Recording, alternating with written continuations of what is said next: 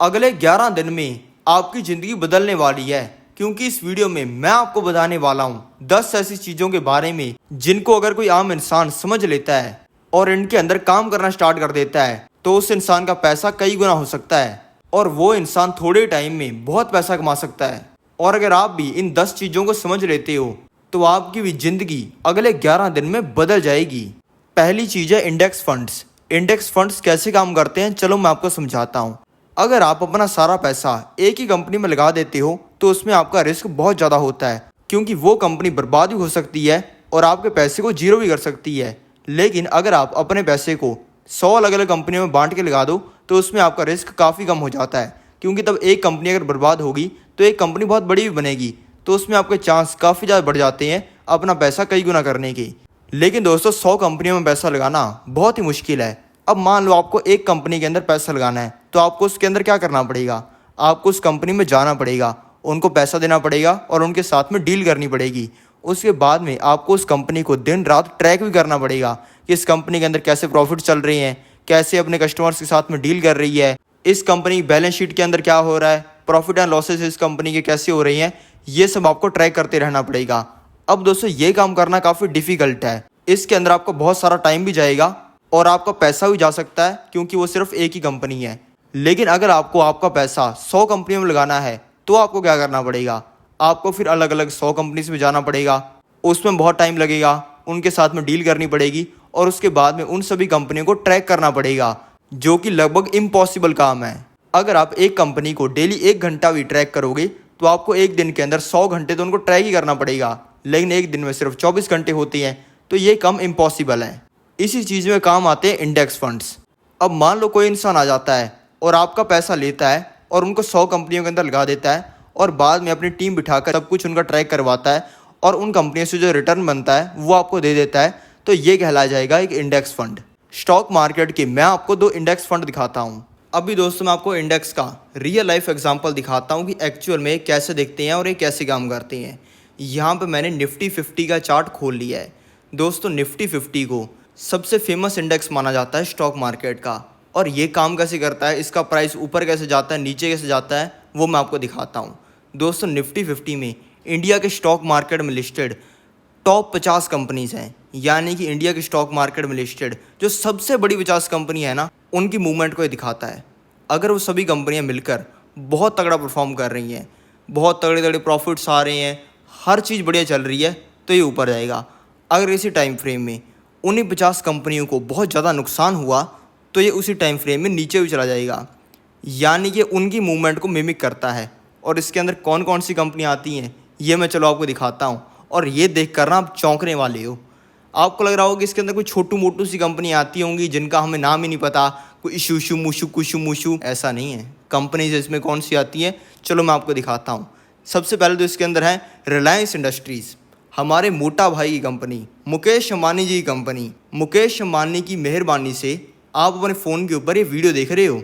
और दोस्तों ये कंपनी सिर्फ ये एक काम नहीं करती, ये कंपनी रिटेल का, टेलीकॉम का, पेट्रोकेमिकल्स का, टेक्सटाइल का, नेचुरल रिसोर्सेज का और भी पता नहीं कितनी काम करती है। और इन सभी चीज़ों के अंदर ये कंपनी कितने काम करती है ये तो आप सोच ही नहीं सकते। रिटेल के अंदर कितने कितने स्टोर खोल के बैठी है, कितने तरीके खोल के बैठी है, इसका हिसाब किताब लगाने लग जाएंगे ना तो घंटों लग जाएंगे। और रिलायंस इंडस्ट्रीज़ के पूरे बिजनेस को डिकोड करने में तो कई महीनों का टाइम भी लग सकता है। और इसमें आते हैं बैंक्स, जो कि इंडिया के सबसे बड़े बैंक्स हैं।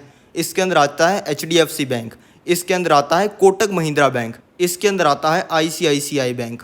इन बैंकों के अंदर आप में से बहुत सारे लोग अपनी पूरी ज़िंदगी कमाई रख के बैठे होंगे इन बैंकों के ऊपर ट्रस्ट करके। और इसमें कौन सी कंपनी आती है, हिंदुस्तान यूनिलीवर इसमें आती है। हिंदुस्तान यूनिलीवर के प्रोडक्ट्स कौन से हैं ये मैं आपको दिखाता हूँ। हिंदुस्तान यूनिलीवर के प्रोडक्ट्स लैक्मे है, सनसिल्क है, लक्स है, सर्फ एक्सेल है, लिप्टॉन है, डव है, लाइफ बॉय है, और भी इसके बहुत सारे प्रोडक्ट्स हैं। और दोस्तों इसके कितने प्रोडक्ट्स हैं इसके ऊपर तो पूरी वीडियो बन सकती है, यानी कि आप जितने प्रोडक्ट्स यूज़ करते हो ना उसमें से बहुत सारे प्रोडक्ट्स हिंदुस्तान यूनिलीवर के होते हैं। और एक कंपनियां पैसा कितना कमाती हैं ये मैं आपको दिखाता हूं। दोस्तों हमारे मुकेश अंबानी मोटा भाई की रिलायंस इंडस्ट्रीज़ कंपनी कितना पैसा कमाती है साल का, ये देखकर आप चौंकने वाले हो। रिलायंस कंपनी इतनी बड़ी है कि आप सोच भी नहीं सकते। मुकेश अंबानी की ये कंपनी साल का 70,000 करोड़ से भी ज़्यादा कमाती है। और दोस्तों ये कोई रेवेन्यू नहीं है, जैसे कि आप स्टार्टअपों का देखते हो कि हमारा जी 1 करोड़ का रेवेन्यू है, कमाते हैं हम महीने का 1 लाख रुपया। ऐसा नहीं है, इस कंपनी का रेवेन्यू जो है वो 8,80,000 करोड़ से भी ज़्यादा है। उसमें से प्रॉफिट हुआ इनको 1,42,000 करोड़ रुपए का, उसके ऊपर टैक्स काट के इन्होंने 70,000 करोड़ रुपए से ऊपर कमाया है। HDFC बैंक, जिसके अंदर बहुत सारे लोग अपनी पूरी ज़िंदगी कमाई रख के बैठे होंगे, ये कितना साल का कमाता है ये मैं आपको दिखाता हूँ। HDFC बैंक ने 2022 में 38,000 करोड़ रुपया कमाया है IT से। ये तो पता नहीं अनगिनती काम करती है, लेकिन मोटा एग्जाम्पल ये है कि आपने बचपन के अंदर जो कॉपीज़ के ऊपर लिखा है ना, टेस्ट दिए हैं, स्कूल में पढ़े हो, वो ITC की है, क्लासमेट इनका ही ब्रांड है। इसने 2022 में 15,000 करोड़ रुपए से ऊपर कमाया है। और हिंदुस्तान यूनिलीवर, जिसके आप प्रोडक्ट्स यूज़ करते हो, आज भी आपने 4 तो कर ही लिए होंगे, इसने पिछले साल 2022 में 8,000 करोड़ रुपए से भी ऊपर कमाया है। अब भी दोस्तों ये जोरदार कंपनियां, इनको कोई हिला सकता है क्या? इनको मैं तो कहता हूँ किसी का बाप नहीं हिला सकता। छोटी मोटी कोई दिक्कत इन कंपनीज के अंदर आ सकती है, लेकिन ये होना कि मुकेश अंबानी की सारी कंपनी 100% कंपनियां एक ही दिन के अंदर बर्बाद हो गई, कोई भी नहीं चल रही, ये होना तो भाई नेक्स्ट टू इम्पॉसिबल है। अभी दोस्तों आप खुद बताओ, मुकेश अंबानी कंपनी बर्बाद हो जाएगी क्या? HDFC बैंक बर्बाद हो जाएगा, ITC बर्बाद हो जाएगा, हिंदुस्तान यूनिलीवर बर्बाद हो जाएगा, टाटा की कंपनी टाटा मोटर्स बर्बाद हो जाएगी क्या? आपका जवाब होगा नहीं होगी। और दोस्तों 2003 में निफ्टी 50 आता था मोटे मोटे 1,000 रुपये का, और आज के समय में निफ्टी 50 आता है 20,000 रुपये का, यानी कि वहाँ से 20 गुना हो चुका है। और दोस्तों निफ्टी 50 गिरने से भी कितना ज़्यादा पैसा बनता है ये मैं आपको दिखाता हूँ। अभी दोस्तों 2020 में निफ्टी 50 आता था मोटे मोटे 11,000 रुपये का, लेकिन तभी लग गया लॉकडाउन, सभी लोग बैठ गए भाई घर पे, सभी को भाई मौत का डर सता रहा था, जिससे बड़ा दुनिया के अंदर कोई डर ही नहीं होता। लोग घर से बाहर नहीं निकल रहे थे, लोगों के धंधे बर्बाद हो गए, लोगों की जॉब्स चली गई। उस समय में आप ये बताओ कि इसके अंदर जो कंपनीज़ हैं उनके प्रॉफिट्स कम ना हुए होंगे? ऑब्वियसली उनके प्रॉफिट्स कम हुए, जिसकी वजह से गिरा। 11,000 रुपये से ये रह गया सिर्फ 8,000 रुपये का। और दोस्तों जब लॉकडाउन खत्म हो गया, कंपनीज के परफॉर्मेंस वापस से नॉर्मल हो गई, कंपनीज नॉर्मल तरीके से चलनी स्टार्ट हो गई, लोगों ने घर से बाहर निकलना स्टार्ट कर दिया, तो ये 8,000 रुपये की निफ्टी 50 सिर्फ 1 साल में हो गई 18,000 रुपये की। यानी कि मोटा मोटा इसने पैसा 2 गुना से भी ज़्यादा कर दिया सिर्फ 1 साल में। किसी ने 10 लाख रुपए लगाए होते 20 लाख बन जाते, 10,000 लगाए होते तब भी 20,000 रुपये बन जाते। और दोस्तों इसी का भाई एक और है, वो है सेंसेक्स 30। इसका मैकेनिज्म सेम ही है निफ्टी 50 की तरह, बस इसके अंदर फ़र्क यही है कि जैसे निफ्टी 50 के अंदर इंडिया के टॉप 50 कंपनीज़ हैं, इसके अंदर इंडिया की टॉप 30 कंपनीज़ हैं, और ये भी गिरने पर बहुत मोटी कमाई देता है। 2020 में ये चल रहा था 40,000 रुपये का, तभी एकदम से गिर के हो गया 31,000 रुपये का लॉकडाउन वगैरह लगने की वजह से, और भाई ये तो 27,000 भी जाके आया है। उसके बाद में जब सब चीज़ें नॉर्मल हुई, तब कंपनीज के प्रॉफिट वगैरह बढ़े, परफॉर्मेंस बढ़ी, और ये 19,000 रुपये का सेंसेक्स 30 हो गया 60,000 रुपये का, यानी कि मोटा मोटा डबल हो गया। यानी कि इसमें बढ़ने से तो पैसा बनता ही है, लेकिन इसमें गिरने से भी पैसा बनता है, अगर कोई इंसान इसी को अपने फेवर के अंदर यूज़ करता है तो। अब दोस्तों आते हैं मुद्दे की बात पे, कि इन इंडेक्सेस से कितना ज़्यादा पैसा बन सकता है, और स्पेशली इंडिया के इंडेक्सेस से। ये भी मैं आपको समझाऊंगा कि बाहर वालों के अंदर इतना दम क्यों नहीं है। अभी दोस्तों सबसे पहले हमें कैलकुलेशन निकालनी है, तो हमें सबसे पहले डाटा तो निकालना पड़ेगा ना एग्जैक्ट, कि पहले कितने का था, अब कितना हो चुका है, इसकी CAGR कितनी है, इसने पिछले सालों के अंदर रिटर्न कितना दिया है। तो सबसे पहले चलो वो निकालते हैं। दोस्तों CAGR का मोटा मोटा मतलब होता है कि किसी भी चीज़ ने पिछले कुछ सालों के अंदर हर साल कितना रिटर्न दिया है, उसको CAGR कहते हैं। अभी दोस्तों सबसे पहले हम देखते हैं कि आज से 20 साल पहले निफ्टी 50 कितने का था। अब दोस्तों 20 साल के अंदर तो पूरी गेम पलट जाती है। बड़ी से बड़ी चीज़ 20 साल के अंदर हो जाती है, बड़ी से बड़ी कंपनियां 20 साल में बर्बाद हो जाती हैं, बड़ी से बड़ी 20 साल में बिल्कुल आबाद हो जाती हैं, कई गुना हो जाती हैं। यानी कि 20 साल का जो है टाइम फ्रेम, वो एक बहुत ही ब्रॉड टाइम फ्रेम होता है।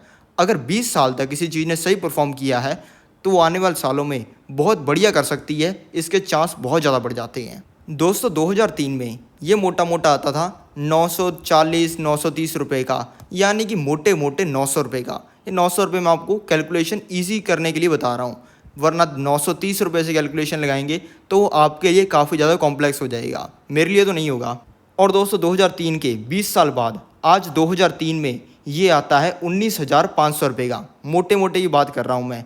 अभी दोस्तों अब मैं आपसे डायरेक्टली पूछूं कि ये कितने गुना हो गया, आप कहोगे 900 से 19,000 हो गया तो भाई 19 गुना हो गया, लेकिन उसकी एक CAGR भी तो होती है ना। रिटर्न कितना बनाया साल का, वो भी तो इसके अंदर देखेंगे ना एवरेज।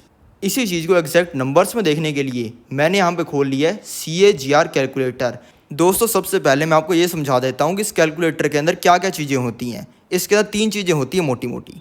एक तो इसके अंदर होती है इनिशियल वैल्यू, एक इसके अंदर होती है फाइनल वैल्यू कॉस्ट, और तीसरी इसके अंदर होती है ड्यूरेशन ऑफ इन्वेस्टमेंट। इसका मैं आपको मतलब समझा देता हूँ। सबसे पहले इनिशियल वैल्यू का मतलब होता है कि पहले कोई चीज़ कितने की थी। फाइनल वैल्यू कॉस्ट का मतलब होता है कि आज वो चीज़ कितने की है। अगर कोई चीज़ पहले 10 रुपये की थी, आज वो 100 रुपये की है, तो 10 रुपये तो आएंगे इनिशियल वैल्यू में, यानी कि वो पहले कितने की थी, और फाइनल वैल्यू कॉस्ट में आएंगे 100 रुपये। तो दोस्तों सबसे पहले यहाँ पे हम इनिशियल वैल्यू डाल देते हैं 2003 की, जो कि है मोटे मोटे 900 रुपये की। और आज इस समय में निफ्टी 50 जहाँ पे खड़ा है वो है लगभग 19,500। यहाँ मैं 19,500 टाइप कर देता हूँ।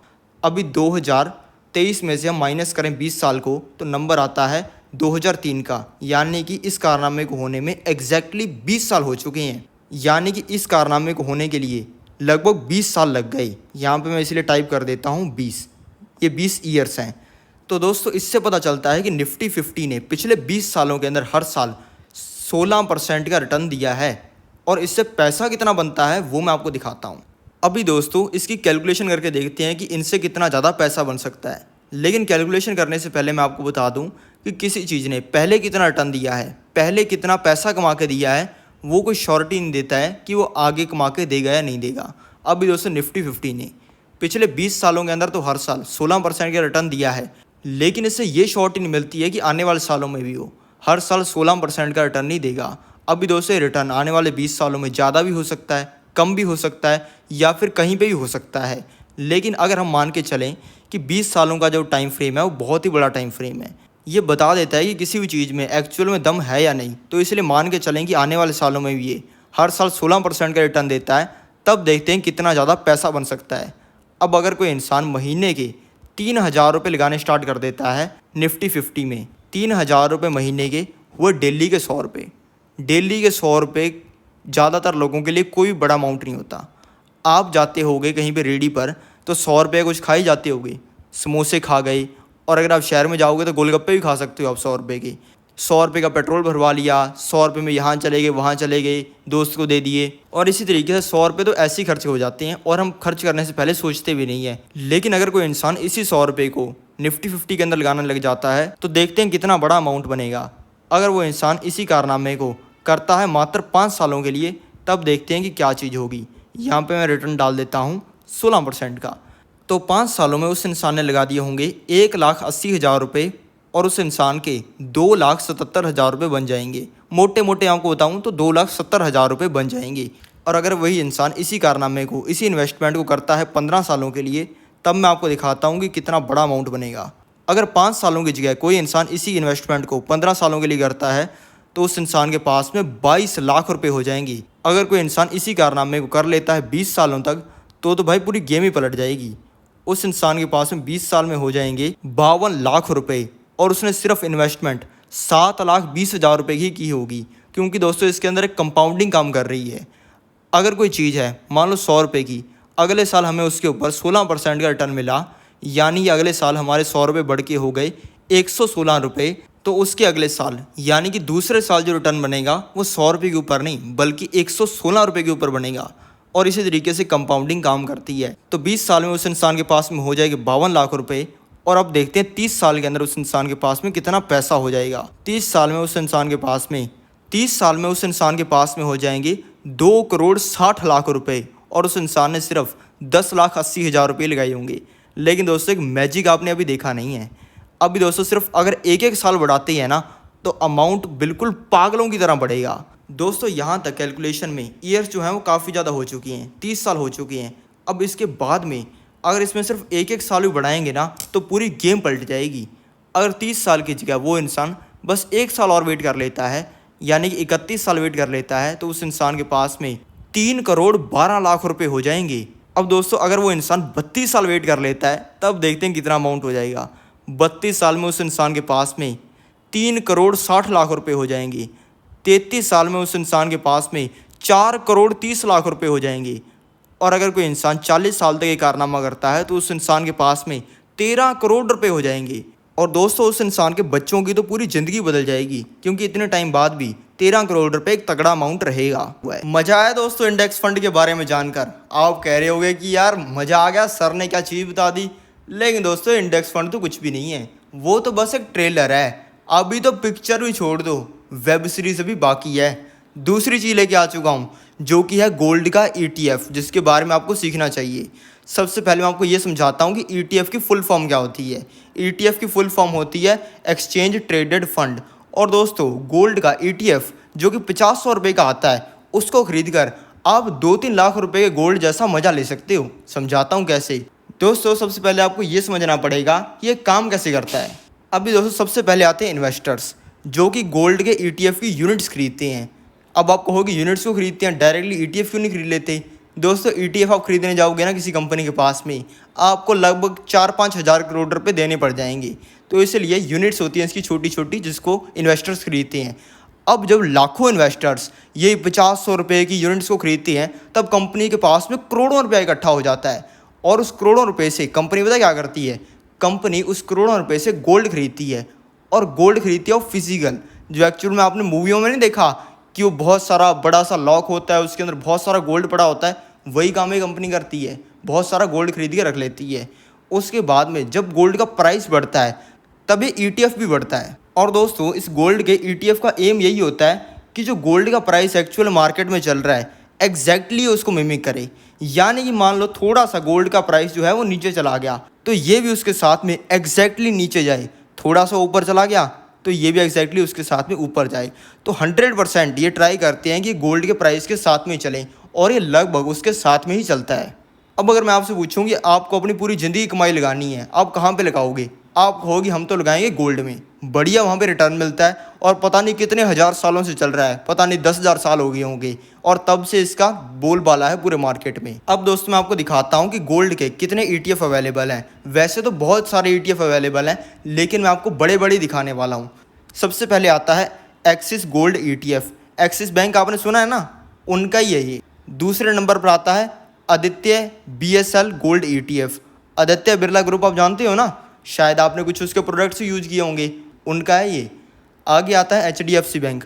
HDFC बैंक के अंदर तो आपका पैसा ही बड़ा होगा।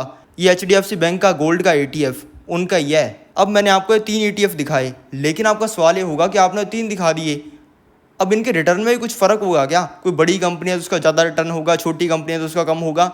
देख ही लेते हैं कि ऐसा होता है या नहीं। अभी दोस्तों इन तीनों ETFs में एक दिन का चार्ट लगा हुआ है, यानी कि पिछले दिन गोल्ड ने क्या मूवमेंट की वो लगभग ही दिखा रहा है। लेकिन हमें एक्चुअल में इनका रिटर्न कंपेयर करने के लिए 5 साल का रिटर्न देखना पड़ेगा पिछले का। तो सबसे पहले मैं लगाता हूँ HDFC बैंक के ETF में पिछले 5 साल का रिटर्न। आदित्य बिरला वाले के अंदर भी लगा लेते हैं, और इसको एक्सिस वाले के अंदर लगा लेते हैं। अब देखते हैं कि इन्होंने रिटर्न कैसे जनरेट किया है, क्या इनका रिटर्न सेम ही रहा है। अभी दोस्तों जो एक्सिस गोल्ड ETF है, इसने पिछले 5 सालों में 100% का रिटर्न जनरेट करके दिया है, यानी कि इसके अंदर पैसा पिछले 5 सालों में डबल हुआ है। अब देखते हैं आदित्य बिरला वाले का क्या हिसाब किताब है। आदित्य बिरला वाले गोल्ड ETF ने पिछले 5 सालों में 84% का रिटर्न जनरेट करके दिया है, यानी कि यह भी लगभग डबल ही हुआ है, थोड़ा ऊपर नीचे होगा। HDFC बैंक के ETF ने पिछले 5 सालों के अंदर रिटर्न जनरेट करके दिया है 83% का। अब आप कहोगे कि रिटर्न्स के अंदर ज़्यादा फ़र्क तो नहीं है, लेकिन ये थोड़ा मोटा फ़र्क भी क्यों आता है। दोस्तों थोड़ा मोटा फ़र्क कंपनीज़ की वजह से आता है। किसी कंपनी की स्ट्रेटजी कुछ और होती है, किसी की कुछ और होती है, इसी वजह से इनके रिटर्न के अंदर फ़र्क आ जाता है। इन ETFs में कौन कौन सी चीज़ें समझने वाली होती हैं वो मैं आपको दिखाता हूँ। ये HDFC बैंक है, इसका AUM है, यानी कि इस कंपनी ने लोगों ने कितने हज़ार करोड़ रुपया लगा रखा है। इसके अंदर लोगों ने 3,770 करोड़ रुपया लगा रखा है। आदित्य बिरला वाले में लोगों ने 629 करोड़ रुपया लगा रखा है। दोस्तों हजारों करोड़ के नंबर्स ये दिखाते हैं कि इन कंपनीज के ऊपर लोग कितना ट्रस्ट करते हैं। अब मैं आपको दिखाता हूँ कि इसके अंदर पैसा कितना बन सकता है। अब दोस्तों आते हैं मुद्दे की बात पर और देखते हैं कि गोल्ड के ETF में पैसा कितना बन सकता है। अब दोस्तों आप गूगल पर जाओ, जाके सर्च करो कि पिछले 20 साल के अंदर गोल्ड ने हर साल कितना रिटर्न दिया है। आपको पता चलेगा कि पिछले 20 सालों में हर साल गोल्ड ने 11% का रिटर्न दिया है। इसी अगर मान के चलें और ये मान के चलें कि अगले 20 सालों में भी 11% का रिटर्न हर साल गोल्ड देता है, तो देखते हैं कितना पैसा बन जाएगा। अब दोस्तों मान लो एक इंसान 1,000 रुपये महीने के यानी कि लगभग 33 रुपये डेली के लगाने लग जाता है गोल्ड के ETF में, और उसको वही रिटर्न मिलता है 11% का।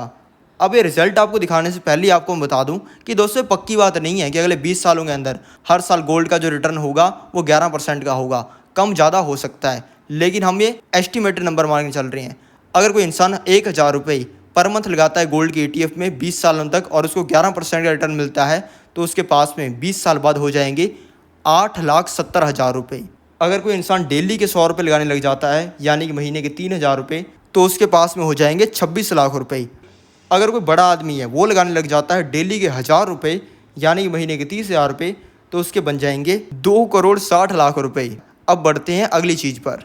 दोस्तों गोल्ड के ETF खरीदने के बहुत सारे फ़ायदे हैं। एक तो इसका ये फ़ायदा है कि इसको ऑफलाइन स्टोर करके नहीं रखना पड़ता। अगर आप 5 लाख का गोल्ड खरीद लेते हो ना, आप जिस दिन खरीदोगे अगले ही दिन से आपको गोल्ड दिखेगा ही नहीं, क्योंकि आपकी मम्मी उसी 5 लाख रुपए गोल्ड को एक तिजोरी में डालेगी, तिजोरी के ऊपर 3 ताले लगाएगी, उसको पेटी में डाल देगी और पेटी के ऊपर ताला लगा देगी। क्योंकि दोस्तों ऑफलाइन गोल्ड में खतरा होता है चोरी का। दूसरा इसका फ़ायदा ये है कि इसको कोई भी ऐरा गहरा लल्लू चोरी नहीं कर सकता।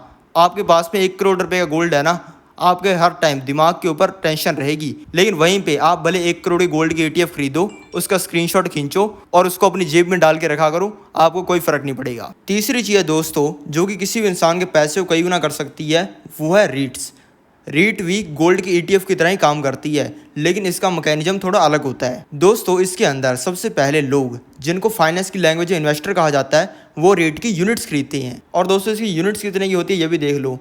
ये ब्रुकफील्ड की है 270 रुपये की, माइंड स्पेस की है 305 रुपये की और एम्बेसी की है 500 रुपये की, यानी कि लगभग 300 से लेकर 500 की होती है। और जब लाखों लोग इनको खरीद लेते हैं तब इन कंपनीज़ के पास में बहुत पैसा हो जाता है और इस पैसे से ये कंपनीज़ ऑफिसेज खरीदती हैं, कमर्शियल प्रॉपर्टी खरीदती हैं, यानी कि जिसको आगे रेंट पर दिया जाता है। और दोस्तों ये कंपनियाँ आगे इस पैसे से कमर्शियल प्रॉपर्टीज़ खरीदती हैं, जैसे कि ऑफिसेज, बाकी चीज़ें होती हैं लेकिन मेन ही ऑफिसेज खरीदती हैं। और ऑफिसेज खरीदने के बाद में जो उन प्रॉपर्टीज़ का प्राइस बढ़ता है, उससे जिन लोगों ने इनकी रीट्स को खरीदा है उनको फ़ायदा होता है और उनसे जो रेंट आता है वो लोगों को डिविडेंड के थ्रू मिल जाता है। अगर आपको मैं फ्रैंकली बताऊं तो इनका प्राइस वगैरह उतना ज़्यादा नहीं बढ़ता है, क्योंकि लॉजिकली सोच के देखो यार। अब दोस्तों मान लो आपने एक ऑफिस खरीद लिया 1 करोड़ रुपये का, जिसको आपने रेंट पर दे दिया, जिससे आपको रेंट से कमाई आ रही है। अब उस ऑफिस के साथ में ही बहुत बढ़िया कंस्ट्रक्शन वगैरह हो गई और दोस्तों के साथ में मान लो कंस्ट्रक्शन हुई है, उससे उसका रेट हो गया 1,10,00,000 रुपये का, तो क्या आप उसको बेच दोगे? आप कहोगे बिल्कुल नहीं बेचेंगे। जब इसका रेट हो जाएगा 2-3 करोड़ रुपए का तब इसको बेचेंगे। जब कई सालों बाद 10, 20, 50 सालों बाद इन कमर्शियल प्रॉपर्टीज़ को बेचा जाएगा तभी इनका रेट बढ़ेगा ना। अब आप कहोगे फिर इसके अंदर लोग पैसा क्यों लगाते हैं अगर उनको कमाई नहीं होती? दोस्तों इसके अंदर मेन प्रॉपर्टीज़ के प्राइस बढ़ने से नहीं, बल्कि उनके रेंट से कमाई होती है। आप कहोगे रेंट कैसे मिल जाता है? चलो मैं आपको समझाता हूँ। दोस्तों इन तीनों रीट्स की मैं आपको डिविडेंड यील्ड दिखाता हूँ। ये एम्बेसी वाले की है 6% की, माइंड स्पेस वाले की है लगभग 5% की और ब्रुकफील्ड वाले की है लगभग 7% की। दोस्तों जो रेंट होता है उसको कंपनी इन्वेस्टर्स के अकाउंट में ट्रांसफ़र कर देती है एज अ डिविडेंड। ये कैसे होता है चलो मैं आपको समझाता हूँ। अब मान लो किसी इंसान ने 100 रुपये की रीट खरीद ली। वैसे तो ये होती 200-300 रुपये से शुरू है, लेकिन हम 100 रुपये का एग्जाम्पल मान के चल रहे हैं ताकि आपको अच्छे से समझ आ जाए। 100 रुपये की रीट खरीदी, अगले साल उसको डिविडेंड मिल गया 7% का, तो अगले साल उसके बैंक अकाउंट में ट्रांसफ़र कर दिए जाएंगे 7 रुपये, यानी कि उसके पास में हो जाएंगे 107 रुपये। दोस्तों रीट के अंदर डेली के 2 रुपये लगाकर भी करोड़ों रुपया कैसे बन सकता है, चलो मैं आपको समझाता हूँ। अभी दोस्तों रीट के अंदर जो डिविडेंड यील्ड है वो 5 से लेकर 6% की मिल जाती है। अभी मैंने आपको बताया इस डिविडेंड यील्ड से भी बहुत ही ज़्यादा पैसा कमाया जा सकता है, वो मैं आपको समझाता हूँ। अभी दोस्तों आपसे एक चीज़ पूछता हूँ मैं कि एक साल के अंदर कितने दिन होते हैं? आप कहोगे कि यार नॉर्मल सा सवाल है, 365 दिन होते हैं। ठीक है, डेली अगर कोई इंसान 2 रुपये कहीं पे लगाता है तो वो साल कितने लगाएगा? मोटे मोटे 700 रुपये। कैलकुलेशन को और ज़्यादा ईजी करने के लिए मोटे मोटे 600 रुपये मान लेते हैं, यानी कि 2 रुपये से भी कम। साल के 600 रुपये कमाने के लिए किसी इंसान को रेट के अंदर कितना पैसा लगाना पड़ेगा? आप कहोगे कि यार 10,000 लगाना पड़ेगा। 10,000 के ऊपर अगर 6% का डिविडेंड मिलता है तो ये बन जाते हैं 600 रुपये। अब भी दोस्तों मैं आपको दिखाता हूँ कि इस 600 रुपये से भी कितनी बड़ी गेम घूम जाती है। अगर कोई इंसान साल के 600 रुपये इन्वेस्ट करने स्टार्ट कर देता है स्टॉक मार्केट जैसी जगह में जहाँ पे उसको बढ़िया तगड़ा रिटर्न मिलता है 15% का। अभी दोस्तों 600 रुपये साल के कोई बड़ा अमाउंट है क्या? नहीं सीरियसली बताओ कोई बड़ा अमाउंट है? भिखारी के लिए कोई बड़ा अमाउंट नहीं है 600 रुपया। डेली के 2 रुपये होते हैं भाई। 15% का रिटर्न मिलता है स्टॉक मार्केट जैसी जगह से। अभी दोस्तों स्टॉक मार्केट से 15% किसी इंसान को रिटर्न मिलेगा ही मिलेगा, ये नहीं मैं कह रहा हूँ, अगर मिलता है तो उसकी कैलकुलेशन है, तो उस हिसाब से वो इंसान 10 साल में कमा लेगा 0.13 लाख रुपए। आप कहोगे ये क्या होता है? 0.13 लाख रुपए का मतलब 13,000 रुपये। 13,000 रुपये आपको लग रहा होगा कि ये कोई बड़ा अमाउंट है क्या यार? आपकी हम वीडियो देख रहे हैं, आपको पता होगा यार, करोड़पति बनना चाहते हैं, बड़ा अमाउंट कमाना चाहते हैं। 13,000 रुपये से हमारा क्या होने वाला है? मैंने कब आपको कहा है कि 13,000 रुपये बनेंगे, ज़्यादा नहीं बन सकते। 10 सालों तक कोई इंसान इसी चीज़ को करेगा तो सभी लोग उसका मजाक उड़ाएंगे कि यार तूने 600 रुपया से लगाया, टाइम खराब किया, टाइम खोटी कर रहा है अपना, 10 साल में सिर्फ 13,000 रुपये बने हैं। अगर वो इंसान इसी कारनामे कर देता है 20 साल तक, तो अमाउंट हो जाएगा 0.62 लाख का, ये 62,000 रुपये कमाएगा। तब भी सभी उसका मजाक ही उड़ाएंगे कि 20 साल के अंदर 62,000 रुपये कमा भी लिए तो क्या हो गया। अगर वही इंसान इसी कारनामे कर देता है 40 साल तक, तो उस इंसान के पास में 8 लाख रुपये हो जाएंगे, मोटे मोटे 9 लाख रुपये। अब बताओ दोस्तों, कुछ गया उस इंसान का? डेली के 2 रुपये लगाने से उस इंसान का कुछ भी गया क्या? किसी भी इंसान का डेली के 2 रुपये लगाने से तो कुछ नहीं जा सकता। आप भले गरीब से गरीब इंसान ले आओ, भिखारी से भिखारी इंसान, उसको भी 2 रुपये से कोई फ़र्क नहीं पड़ता। और अगर कोई इंसान डेली के 2 रुपये की जगह डेली के 20 रुपये भी लगाने लग जाता है ना, यानी कि साल के लगभग 6,000 रुपये, तो 40 साल में उस इंसान के पास में 76 लाख रुपये हो जाएंगे। और ये कैलकुलेशन हुई है सिर्फ डेली के 20 रुपये से। तो दोस्तों इसे कहते हैं छोटी छोटी इन्वेस्टमेंट करके बड़ा अमाउंट कमाना। यानी कि इसके अंदर इंसान का लग तो कुछ भी नहीं रहा, लेकिन कमाई मोटी हो रही है।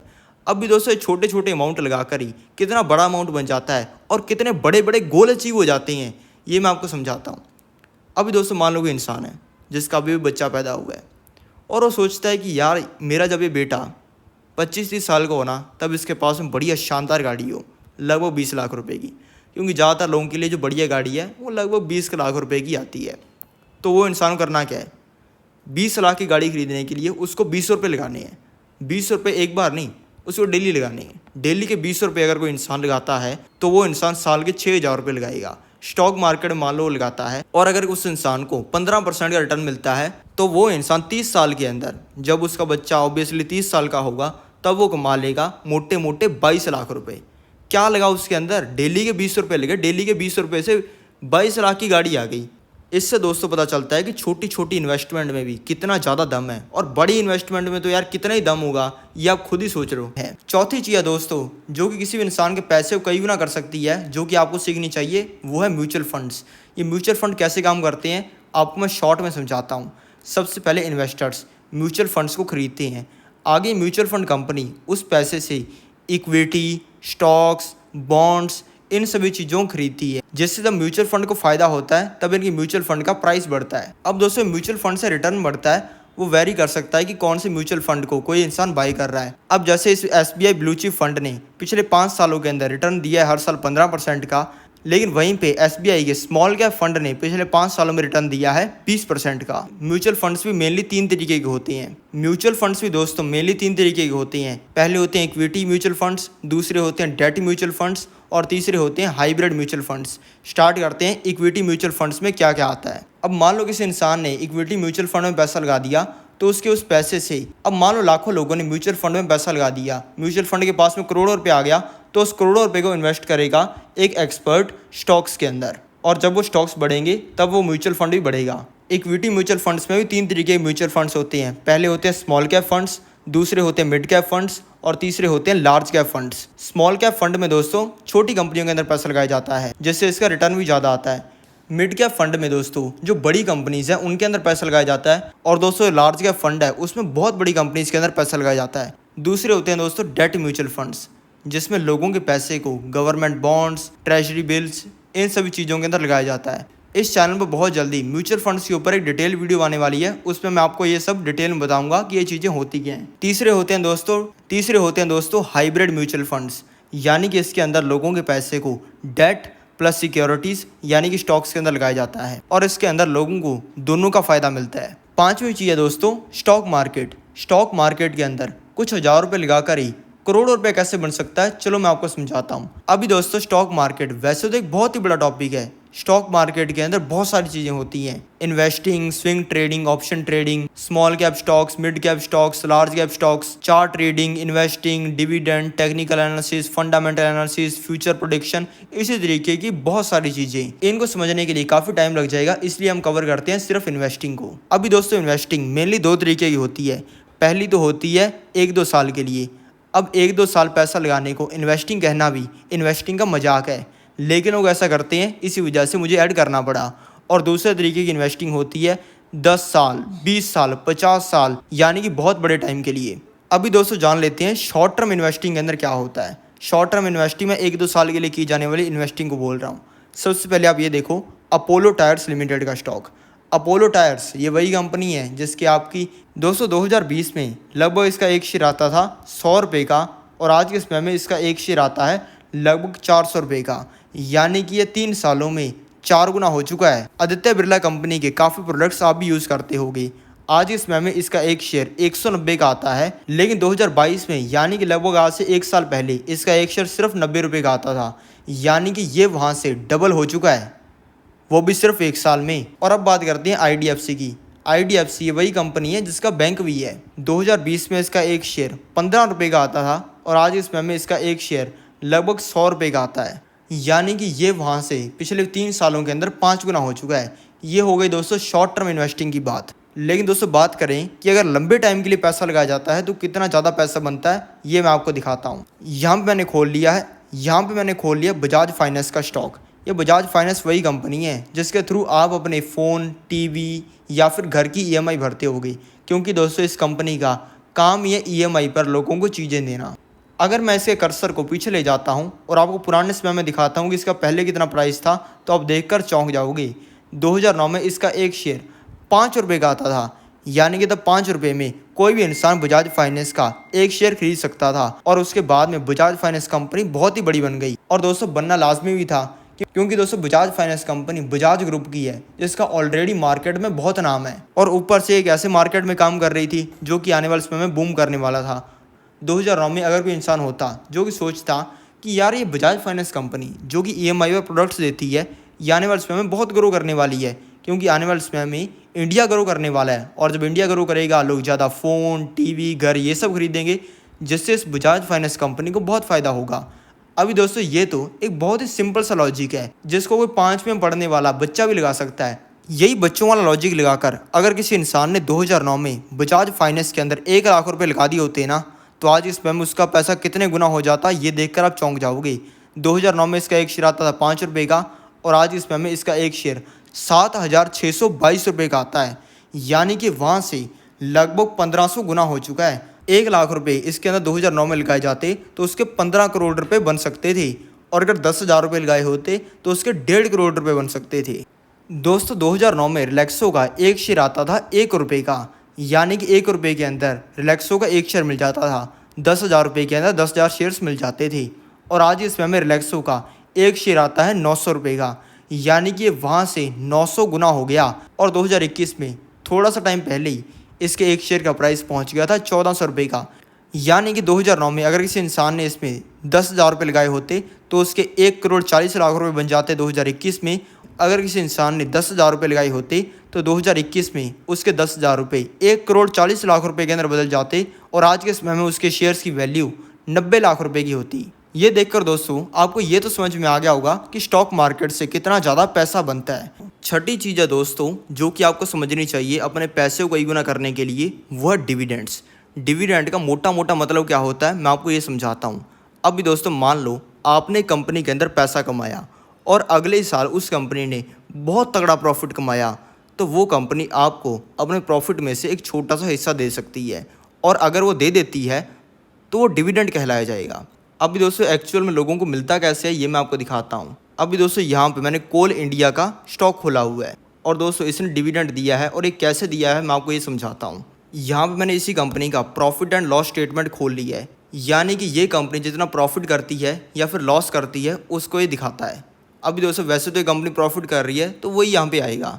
इसने 2022 में प्रॉफिट किया है मोटे मोटे 17,000 करोड़ रुपए का। दोस्तों जब यह प्रॉफिट कंपनी को हुआ तब इस कंपनी के पास में 2 ऑप्शंस थी, या तो ये अपने प्रॉफिट को अपनी कंपनी के अंदर वापस री इन्वेस्ट करती, यानी कि जितना इन्होंने पैसा कमाया उसी को अपने बिजनेस के अंदर लगाती, और उसके बाद में अगर इनका बिजनेस बड़ा होता तो इससे पैसा कमा लेती। और दूसरा ऑप्शन इनके पास में ये था कि इस प्रॉफिट में से जिन लोगों ने इनकी कंपनी के अंदर पैसा लगा रखा है उनको हिस्सा दे देती। इस कंपनी ने चूज़ किया कि हम लोगों को हिस्सा दे देते हैं हमारे प्रॉफिट में से, इसी वजह से इस कंपनी ने 8.76% का डिविडेंड दिया है पिछले साल, यानी कि मोटे मोटे 8% का। अभी दोस्तों इससे पैसा कैसे बनता है वो मैं आपको समझाता हूँ। अभी दोस्तों मान लो आप किसी कंपनी के अंदर 100 रुपये लगाते हो और वो कंपनी 5% का डिविडेंड अनाउंस कर देती है, तो अगले साल आपके बैंक अकाउंट के अंदर 5 रुपये ट्रांसफ़र कर दिए जाएंगे और ये कहला जाएगा 5% का डिविडेंड। अगर 1% का डिविडेंड देती है तो आपके बैंक अकाउंट में 1 रुपया होगा ट्रांसफ़र, 2% का होता है तो 2 रुपये होंगे और इसी तरीके से बढ़ता जाएगा जितना डिविडेंड की परसेंटेज बढ़ेगी। और दोस्तों डिविडेंड कितना होगा ये कंपनी टू कंपनी वेरी करता है। कोल इंडिया ने पिछले साल दिया है 8.76% का डिविडेंड, इन्फोसिस ने दिया है पिछले साल 2.38% का डिविडेंड, बैंक ऑफ बड़ौदा ने दिया है 2.77% का डिविडेंड और ITC ने दिया है 2.70% का डिविडेंड। और दोस्तों डिविडेंड देने वाले स्टॉक्स बढ़ते नहीं है, ऐसा नहीं है।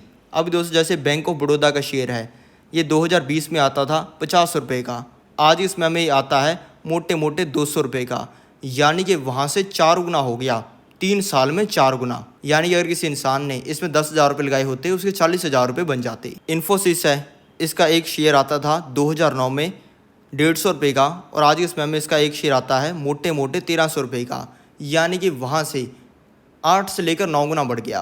कोल इंडिया का स्टॉक 2021 में आता था 130 रुपये का, आज इस समय में आता है 230 रुपये का, यानी कि ये भी वहाँ से मोटा मोटा 2 गुना हो चुका है। और दोस्तों अब देखते हैं कि वो इंसान अगर उसे 3,000 रुपये को इन्वेस्ट करने लग जाता है तो कितना बड़ा कारनामा कर सकता है। अगर वो इंसान 0 रुपये से शुरुआत करता है और मान लो उसको 3,000 रुपये का हर साल डिविडेंड मिलता है, तो वो इंसान ईयरली 3,000 रुपये लगाकर बहुत ही बड़ा अमाउंट कमा सकता है। और वो ईयरली 3,000 रुपये लगा रहा है और उसको 15% का रिटर्न मिल रहा है, जो कि स्टॉक मार्केट के अंदर पाया जा सकता है, तो वो इंसान 20 साल में 3,50,000 रुपये कमा लेगा। आप कोई बड़ा अमाउंट थोड़ी है, लेकिन 3,000 रुपया जो कि उसको फ्री फंड में मिल रहा है, उससे कमाया हुआ अमाउंट तो बड़ा ही है ना। 30 साल तक ये कारनामा करता है, तब देखते हैं कि क्या अमाउंट बनेगा। अगर वो इंसान 30 साल तक वेट कर लेता है तो उस इंसान के पास में 15 लाख रुपये हो जाएंगे। 15 लाख रुपये कुछ करना ही नहीं पड़ा। और अगर वो इंसान इसी कारनामे को खींच देता है 40 साल तक, तो भाई पूरा सिस्टम हिलाने वाला काम हो जाएगा। अभी दोस्तों कंपाउंडिंग काम कर रही है इसमें। 40 साल तक करता है तो वो इंसान मोटे मोटे 60 लाख रुपये कमा लेगा। 60 लाख की भाई बढ़िया एक्सपेंसिव गाड़ी खरीद ले, कौन रोक रहा है उसको। उसका लगा क्या, साल का 3,000 रुपया, महीने का 300 रुपया महीने लगा उसका।